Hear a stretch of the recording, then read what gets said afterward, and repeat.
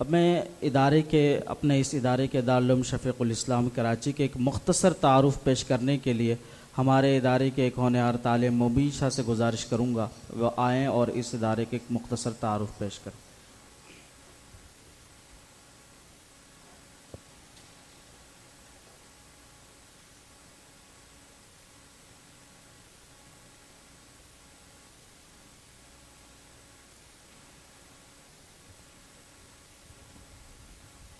نصلي ونسلم على رسوله الكريم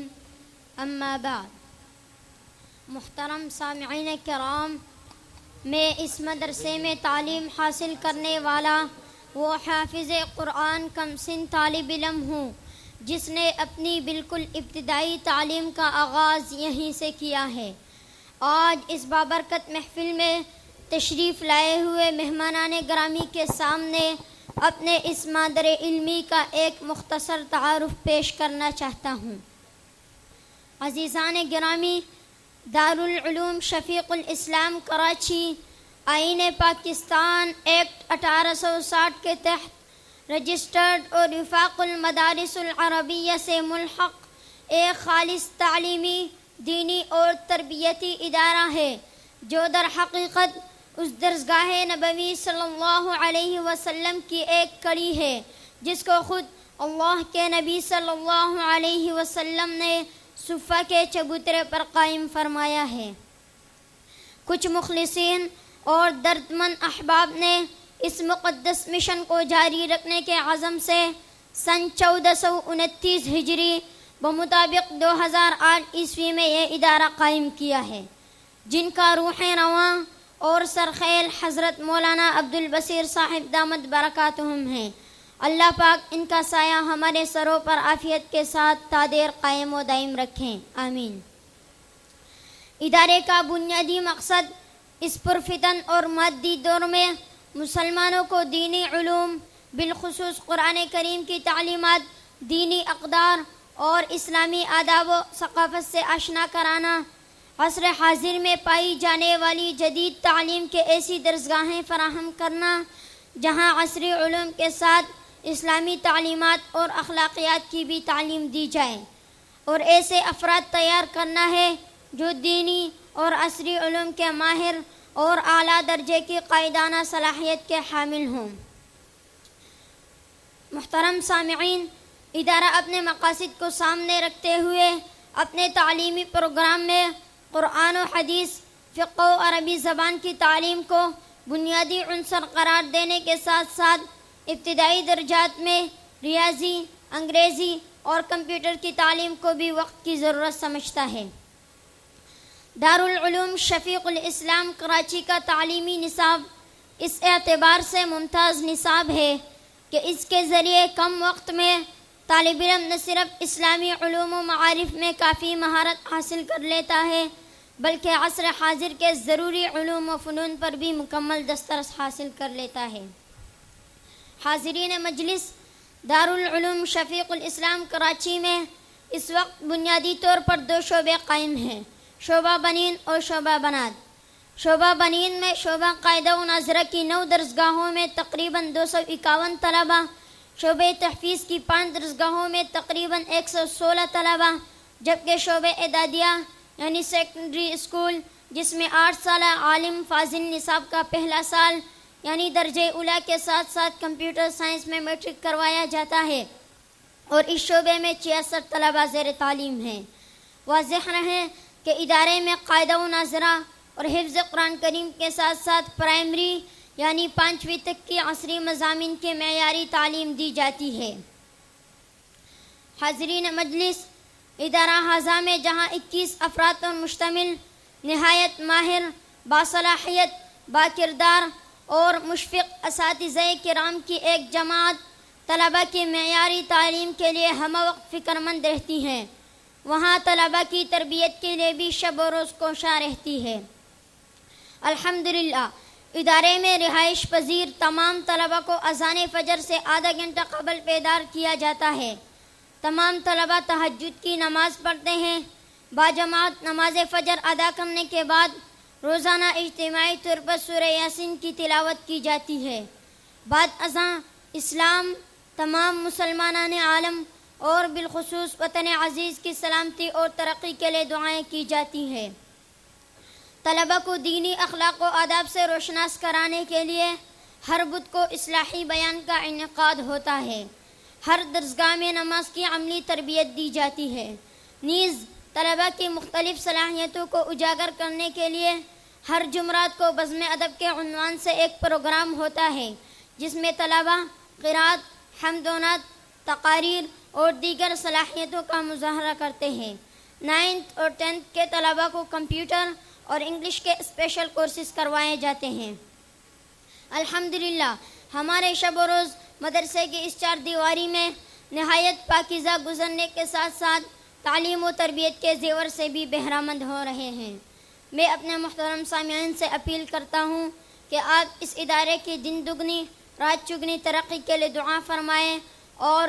مستقبل کے عزائم کو پائے تکمیل تک پہنچانے میں ادارے کا دامے درمے قدمے سخنے ہر ممکن ساتھ دیں۔ جزاکم اللہ خیرا وما علینا الا البلاغ۔ ماشاءاللہ یہ تھے طالب علم محمد مبین شاہ، جو آپ حضرات کے سامنے ادارہ حضا کا مختصر تعارف آپ حضرات کے سامنے پیش کر رہا تھا۔ اس بچے نے آخر میں جاتے ہوئے یہ کہا ہے کہ مستقبل کے عزائم میں ادارے کے ساتھ تعاون فرمائیں۔ دیکھیں، ادارہ الحمدللہ 2008 کو قائم ہوا اور اپنے آغاز سے لے کر اب تک الحمدللہ دن بدن ترقی کی طرف گامزن ہے، اور ادارے کے مستقبل میں بڑے عزائم ہیں، جن میں ایک سب سے بڑا عزم ہمارا یہ ہے کہ ہم ایک ایسے اسکول جس کو بورڈنگ اسکول کہا جاتا ہے کہ جس میں ہم چھوٹے کم عمر بچوں کی ابتدا ہی سے ہم تربیت بھی کریں اور ان کو تعلیم بھی دیں۔ یہ ادارے کا ایک بنیادی مستقبل کے عزائم میں سے ہے۔ اسی طرح اس علاقے میں کوئی معیاری دارالافتاء نہیں ہے، تو دارالافتاء کا قیام اور تعلیم بالغان کا قیام، اور اسی طرح ادارے کا ایک عزم مستقبل کے حوالے سے لینگویج انسٹیٹیوٹ کا ہے کہ جہاں مختلف عالمی زبان کے ماہرین مختلف لوگوں کو، یعنی علماء، طلباء اور اسکول کالج کے اسٹوڈنٹس کو وہ مختلف زبانیں سکھائی جائیں گی۔ ضروری نہیں ہے کہ وہاں صرف انگریزی ہو، بلکہ ہو سکتا ہے کہ ہم چائنیز اور دوسری زبانیں جو اس وقت جو ہے عالمی سطح پر انٹرنیشنل لینگویج سمجھی جاتی ہیں وہ بھی ہم انہیں سکھائیں۔ تو اس کے لیے اور دیگر اور بھی بہت سارے عزائم ہیں جو ادارہ اپنے مستقبل کے عزائم میں رکھتے ہیں، لیکن آپ حضرات ماشاءاللہ باشعور ہیں کہ ان تمام عزائم کو پائے تکمیل کے لیے پہنچانے کے لیے جہاں ہمیں وسائل کی ضرورت ہے، وہاں ہمیں ایک ایسے منظم اور باکردار باصلاحیت افراد کی جماعت کی ضرورت ہے جو ہمتن گوش ہو کر ان کام کو سر انجام دے، ایک اور شب و روز اپنا ادارے سے منسلک رہے، شب و روز ادارے کے ساتھ منسلک رہیں، ادارے کے قریب ان کا گھر ہو، ان کی رہائش ہو، اس لیے کہ جن اساتذہ کرام کے ادارے سے دور رہائش ہو اور جو اساتذہ کرام ادارے کے قریب رہائش اختیار کرتے ہوئے بچوں کی تعلیم و تربیت کرے، دونوں میں آسمان و زمین کا فرق ہوتا ہے۔ تو لہٰذا اس وقت ادارے کی جو ایک اہم بنیادی ضرورت ہے وہ ہے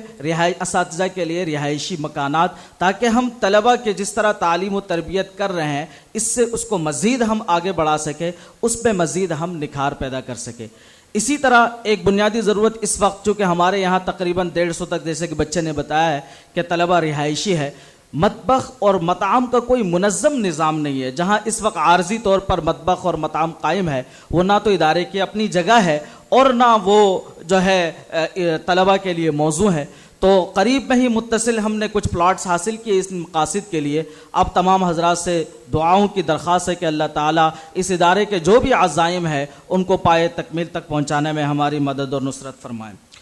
الحمدللہ ادارہ ان نامساعد حالات میں بھی اپنے محدود وسائل کے ساتھ جو کام کر رہا ہے اس پر اہل علم کا اعتماد ہے، عوام الناس کا اعتماد ہے، اور یہی وجہ ہے کہ ادارہ اپنے دن کے آغاز سے ہی دن بدن ترقی کر رہا ہے، طلبہ کی تعداد میں اضافہ ہو رہا ہے۔ ایک وقت وہ بھی تھا کہ ہمارے سامنے 30-40 طلبہ تھے اور آج الحمدللہ 450 کی تعداد ہے اور مختلف شعبہ جات قائم ہے اور تقریباً 21 افراد پر مشتمل ایک اساتذہ کی ٹیم جو ہے وہ کام کر رہی ہے۔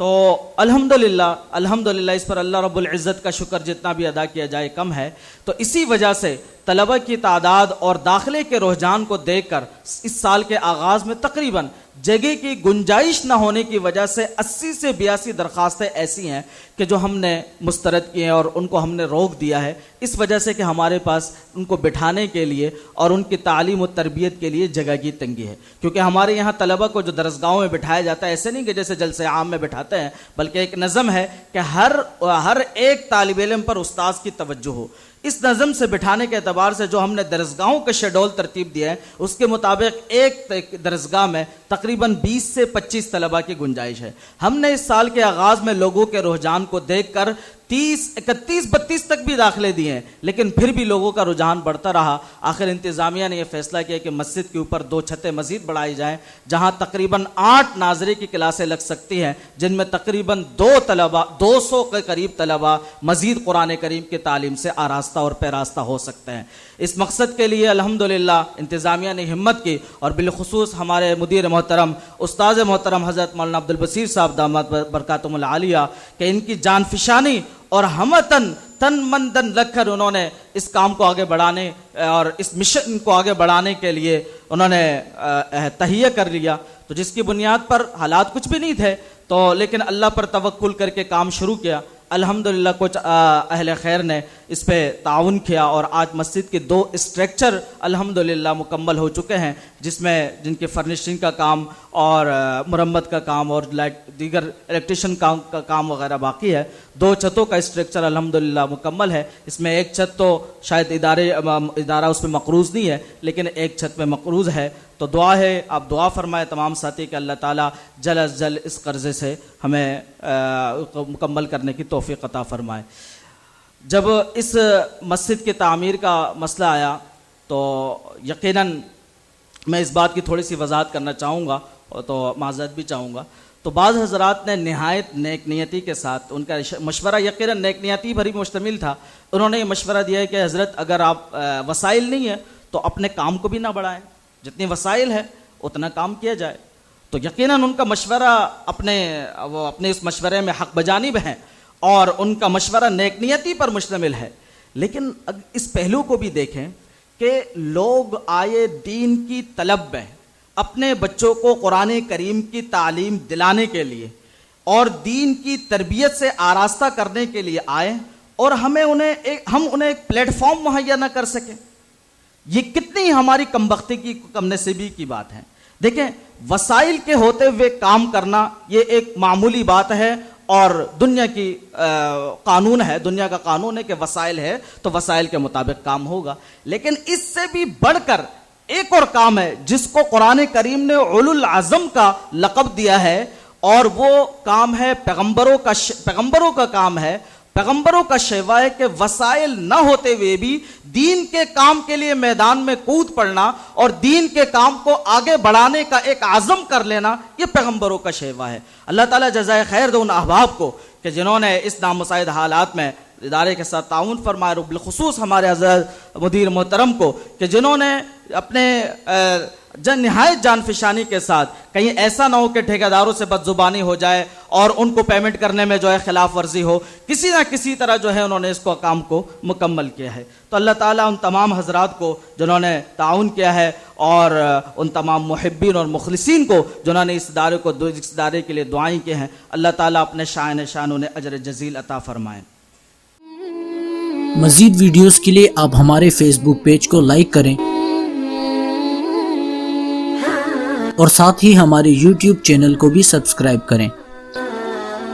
تاکہ کسی بھی ناگہانی کی صورت میں آپ کو ہماری ویڈیوز بر وقت مل سکے.